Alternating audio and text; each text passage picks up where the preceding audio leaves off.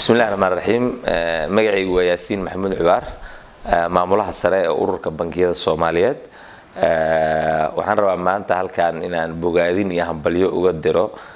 adeeg EVC Plus oo ah adeeg aad iyo aad casri u ah naga dhigaya wadamada ugu horeeya isticmaalka digital money iyo mobile money waxyaabaha loo yaqaan naga dhigaya waxaan leeyahay hambalyo waxaan ku soo biiray sanadkii 2012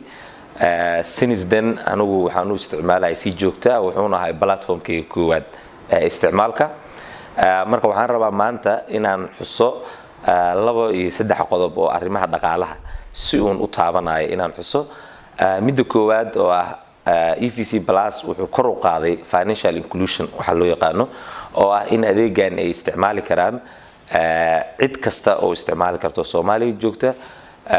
inuu yahay adeeg qof miyi jooga iyo magaalo jooga iyo qof yar iyo qof waayeela everyone oo isticmaali karo waana tuulalka ugu weyn ee qaramada midoobay istaraatiijiyada looga hortagayo faqriga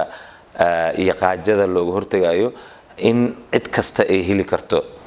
financial inclusion oo lagu soo daro habka maaliyadda lagu soo daro waxa isleeyahay factor weyn oo EVC Plus ka qaatay midda labaad aan rabo inaan xuso waxay tahay waxyaabaha loo yaqaan convenience-ga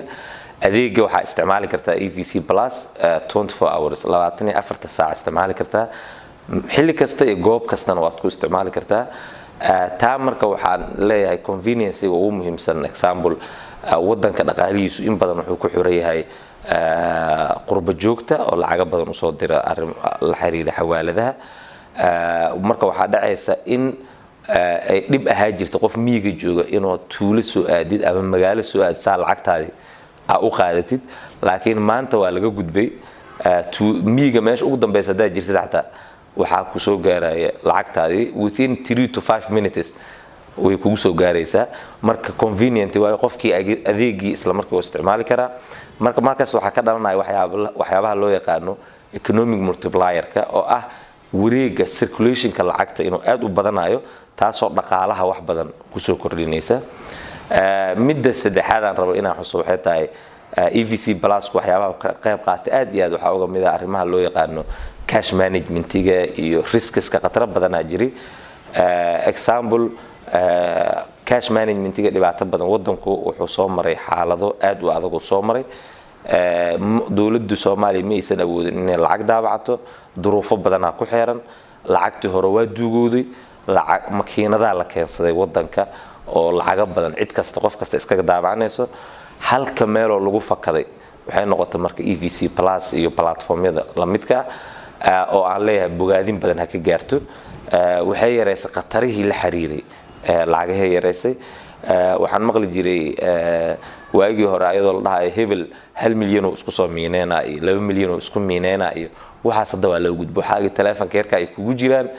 qatartii badan oo la xiriirtay in lagu soo dabagalo lagu dilo dad badan lagu dilay lacagahaas ku miineysan daraadood oo shin Soomaaliga maadaama aad u badan yahay waxa kaloo ay lacag badan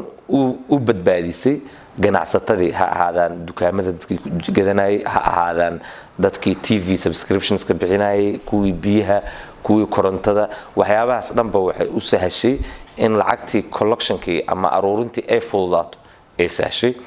xatooyadiina ay yaraato meeshaas ay ka yaraato aad iyo aad EVC Plus arintaas uga amaanaya aad iyo aad u mahadsantiina leeyahay hambalyo 10 sano guurada EVC Plus waxaan rajaynaynaa sanado badan inay sii jirto maalmo badan oo farxad leh aan wada wadaagno assalaamu calaykum waraxmatullaahi wabarakaatuh